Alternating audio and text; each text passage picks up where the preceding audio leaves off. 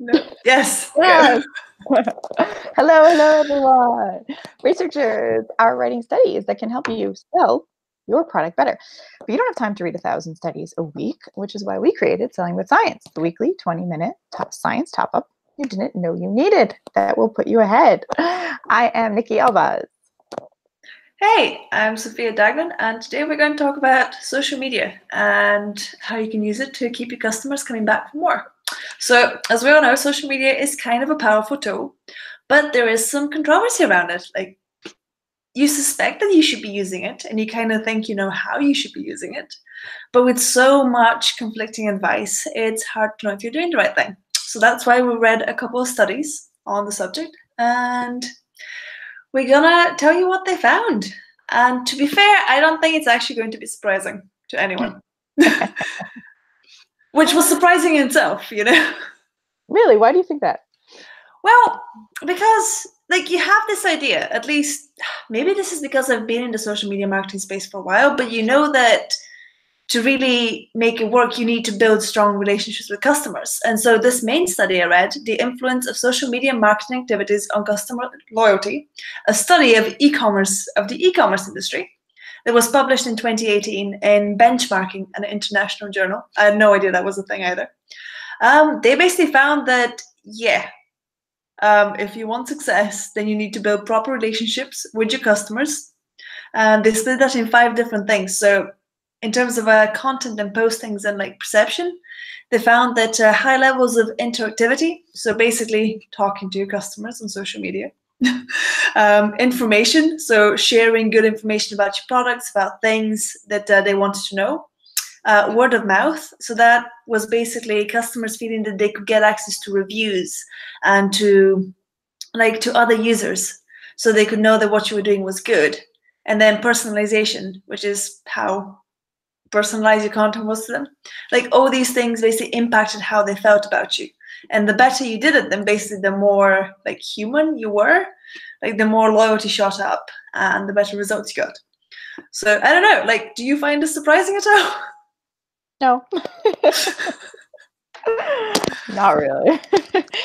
It basically boils down to across all media, you need to be human and you need to communicate, basically. Surprise! But then why is it so hard?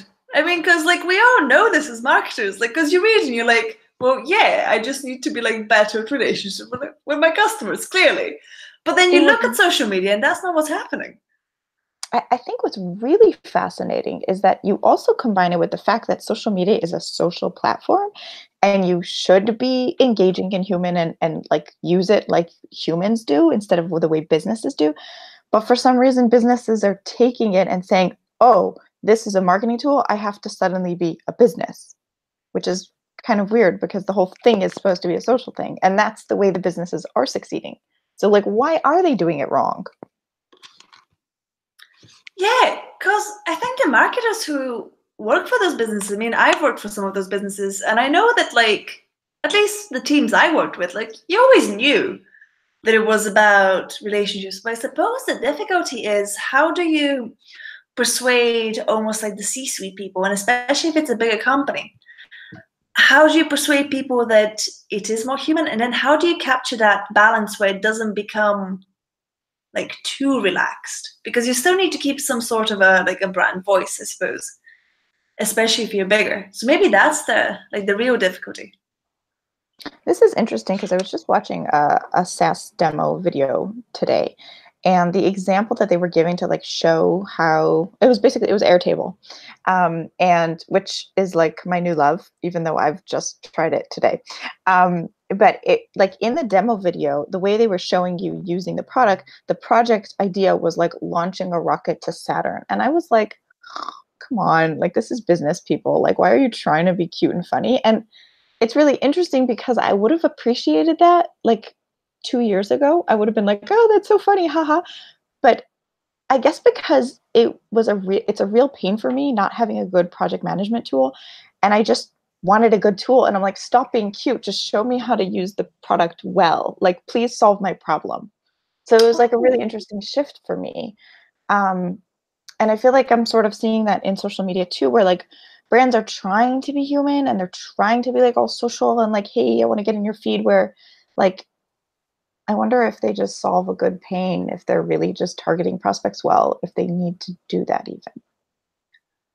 I suppose it's like, okay, I don't know if this is true for you, but you know when somebody tells you like, yeah, you should just go and be yourself. And to me, that is like the worst advice you can get, because suddenly I'm like, wait, who am I? How do I do that? I need a checklist of like what it is like to be me on a daily basis. So I wonder if when we tell somebody, oh yeah, just like be human, they go, right, humans. What are those again? How do we do that? How do we communicate with them? Interesting. Yeah, and I think with this video, it was almost trying too hard to be human. Like they took it a step too far because they were trying so hard to be human and make things interesting and engaging. But you still signed up. Because they are solving my life's problems. So almost in spite of the video rather than because of it. Yeah, and it wasn't such a big deal. It was just kind of like an eye-rolling moment of like, really, people, come on, you don't need to do this. Because as a marketer, I was viewing it as a marketer. Like, guys, I know what you're trying to do. You're trying to be all cute and like foster brand loyalty, but I don't need that. Like, I'm already loyal just by like seeing what you can do for me. So maybe it's like, do you think it could be a stage of awareness thing? Because by the time you went, you were almost what would you say, like solution aware? Well, you're product aware, really. Yeah, I was product aware. Yeah. Because I just wanted to know like exactly how to make it work. Yeah. So maybe the cutesy brand loyalty thing is better for before. Maybe either end even. Maybe if you're like most aware, then that could, I don't know. That's interesting. See, I guess I'm thinking of Slack right now, and they have these awesome loading messages that like are just really engaging and fun and human, but it doesn't feel like it's trying too hard. I don't know why. Why is it different? Yeah. Be cool, but also be warm. That one comes up for me the whole time. Not the sleeping one. Get more sleep. Get more sleep. Like, I know I need to get more sleep. Stop. If you can. Right, exactly. If you can. Yeah. I don't know why that's different, but I think you can make an argument that it is a stage of awareness thing, because by then Slack has solved your problem. So you're in the software, and then while it's loading, because I mean, you have to deal with the loading screen, it lightens the moment, much like, you know, when Google Chrome doesn't have internet, you get the little dinosaur that you can play with. So that's more of a, you've already bought into the product, it's already solved your pain, and now it's just making things like a little bit more fun. I think they also are a little bit more relevant. Like they actually have to do with my life. Like I do need more sleep. I do need to be cool, but also warm. Whereas I don't really care about launching a rocket to Saturn. Like that's not happening. Like if they said the moon, maybe like Israel just launched a rocket to the moon. Like that's a little more relevant. But like Saturn, come on, people. Okay, so speaking of Slack again, do you remember, like this was before I actually knew what Slack was, but I just remember their old site when they had the Mars rover. There was a like run on Slack. I think this was in 2014 or something. No. And so Slack was all about like helping run the Mars rover. And because I had no idea what it was just like, this is a software they use for space stuff. Okay.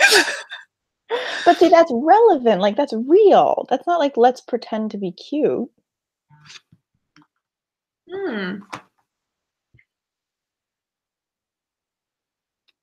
Yeah, but then, okay, so in relationships with people, we do sometimes do the cutesy thing. So could it just be not even just a stage of awareness thing, but just the customer you're trying to attract? So maybe the ideal customer, maybe you fall into the person who buys from them, but maybe the ideal customer does need like a fresh, I hate calling it fresh, but like a younger person message. Maybe they are trying to get like more millennial marketing teams or whatever, freelancers or teens of any sort, but more millennial type. Could be. Yeah. I mean, because while we are technically in the age group of millennials, I find Technically. that most millennial marketing does not hit anywhere near like me. Right. It's too cutesy for us. Yeah, it's just like, no. Which just totally no. makes me feel old. But I also know people who this really, really works for, and they tend to be in the majority, at least of like their group. So if I was a marketer, I'd totally be targeting them, not me.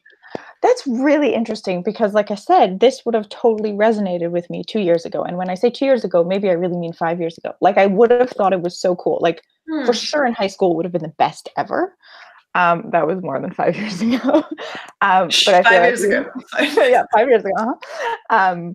But yeah, that's a really good insight. Interesting. I definitely think stages of awareness is huge too. Like, in context, how does it, like you're saying, in a relationship, right? So insert, like, when are you cutesy with your partner? In certain times, like when you're about to solve a pain or like have a serious conversation or something, that's not when you're cutesy. When you're like more courting the person, yeah, in the beginning stages of awareness, that's when you could be cutesy. Makes sense? But then, I mean, how do you do that effectively on your website with things like that? Because, I mean, you do create content, obviously, for different stages of awareness. But I think an important thing to point out is that this didn't put you off trying Airtable. So yeah, like it didn't make you go, oh my God, this was made for me. But you're still trying the software. So it didn't prevent your conversion. And if there's a chance that messaging like that would push somebody of a different group over the edge, is it worth still doing it? And I'd say probably there's a good argument for it. But I do wonder if showing me a more relevant use of the product, like let's say as a marketer, if you drag and drop this and this versus like as a team who wants to launch a rocket to space, here you can upload pictures, like their gallery feature. I have no idea why I would want to use it. Like, it's just totally not understandable for me because they were using it to launch, to attach pictures of their spaceship. Like, what does that mean for me? What can I upload? I don't know what kind of pictures I want to be uploading to their database. Whatever. So maybe it's more segmentation, like plan segmentation, because you said that this was more for teens. Do they, like, I have only really gone through the Airtable trial, and like with a lot of SaaS trials that I go through, they didn't stick clearly enough. That's because they had this launch to Saturn, obviously. Probably. No, I tend to skip all like the in-app messaging. I'm like, no, just let me play around with this. I know how software works. Stop showing me things. So yeah, I'm terrible to make things for, but it doesn't prevent me from buying. So again. Yeah, that's interesting. Showing like for teams versus for like solo creatives versus, you know, because how I got to it was from a blog post about freelancers and creatives. It was an InVision post. Although I don't know that they had like a UTM or if they had a specific landing page. I think they just landed me on the homepage. And then the demo was after I already signed up. Wait, they didn't have a UTM? Maybe they probably had a UTM, but they probably, I don't think they did me to a landing page. I think they just did me to the homepage. I'm sure they had a UTM. Who doesn't use UTMs? Cool, because we are still kind of talking about social media. And if you're doing social media stuff and you're not using UTMs, please start using them right away. Actionable tip number 1. No, but I think that does answer a question of like, is social media effective for me? Is, you know, make it trackable so you can see where people are coming from. UTMs, duh. Basics. Yeah. Now I want to go look at that post. Did they use a UTM? I'm sure they did. Anyway. No, I always check, and I also look to see like what they coded different UTM things. Oh, that's fine. Oh, it gives me ideas for the ones that I track, because sometimes I code them really boring names, and then suddenly I'm like, wait, if somebody actually looks at this URL, they can see what I code this. So it should be something that resonates with them. I mean, they'll be geeks like me, but still. Sophia is the best. Wait, you've seen a lot of my tracking things then. Oh, that's awesome. Okay, so looping back to social media. What else did we find in these studies? I think basically the big consensus was it's great. It's a great medium as long as you're delivering genuine value to your customers, and they need to feel that. So it really doesn't matter how you feel about your posts. Your customers need to feel that they're getting value, and that your social media is a space where they can interact and ask you questions and talk to other users to basically kind of get that trust. And it's important to give your customer a voice. And that tended to be this like e-commerce stores, because this was all about e-commerce, that got uplifts. That's really interesting in terms of the trend towards like Facebook groups versus just like Facebook pages, because yeah, that's where people really feel like they can contribute and interact with each other.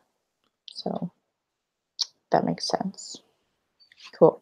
But it's hard, I think, to do it in practice because, again, I think most marketers really do go into creating that with the desire to create interactions. Mm-hmm. But I think it sounds so easy in theory, but I actually think it's hard to do it well practically. I don't know if that's been your experience or not. What do you mean by that? It's hard to create a group with following, or it's hard to... Well, let's say like you have Twitter, for example. Mm-hmm. And I've worked with a couple of different SaaS brands for that, like back when I used to do social media stuff. And I mean, you post things and you share things and you ask questions. But it was almost hard getting genuine conversations going. I found like so many brands just post like what you posted in your blog or what somebody else shared about you. Mm-hmm. And I think unless it's like a personality-driven brand, I think it's hard for a brand with like a brand logo as their picture to create the same level of relationship. Which is probably why we're seeing a trend towards personality-driven brands where it's the person's account and they're kind of the face of the company. Maybe it's because you don't know who you're connecting with when it's a brand. Mm-hmm. Because you know you're talking to somebody, but I don't know. Kind of like, do you find it harder? Aspect. Yeah, like even like a kind of shallower example of tweeting someone's handle that's not their name but is their company name, even though I know it's the person who's reading it. Even that feels like a little like, okay, this is her, right? Yeah, okay, cool. So that makes a lot of sense that like it's, yeah, you need the social aspect of social media. I don't want to be talking to a company. I want to be talking to the people behind the company. But how do you do that if, say, you are a company and you have a company account? I mean, would you, like, how would you still make it clear that it's the company, but it's also a person? And I wonder if there's an example of this having been done well. I haven't really looked into it because I just thought of this now. Well, I'm thinking in terms of like content brands, like let's say Conversion Excel, how, you know, Pep and Derek have accounts and they're kind of like tweeting on behalf of Conversion Excel. Yeah. Now there's also probably a Conversion Excel group, whatever, Twitter handle. But like I would never tweet to that. Like I would never tag that unless I'm doing like a click to tweet kind of thing, you know? But if I want to be having a conversation, for sure, I'm using their names. Now, how does that work in terms of like an e-com brand? Kind of like the shift in from names in email marketing, how it used to say, you know, from Lume, and now it says, what's her name? Does it say from her? From who? Lume, that deodorant. Oh, I'm actually not sure. I think they actually have a few different names, which is what makes that such a favorite campaign of mine. But like, yeah, using your people to be promoting your brand, it makes it more of like a social interaction. Yeah, cool. Let us know what you guys think in the comments and stuff. Like, like anybody watching this at any point, let us know what you think, because this is like I think we'd like to know the answer to that. Cool. But we are at time, so type fast. Well, I mean, yeah, cool. Well, thanks again for joining us today, and we will see you next week, I think, right? Yeah, looking forward. Cool. See you Bye. there. Don't forget to subscribe.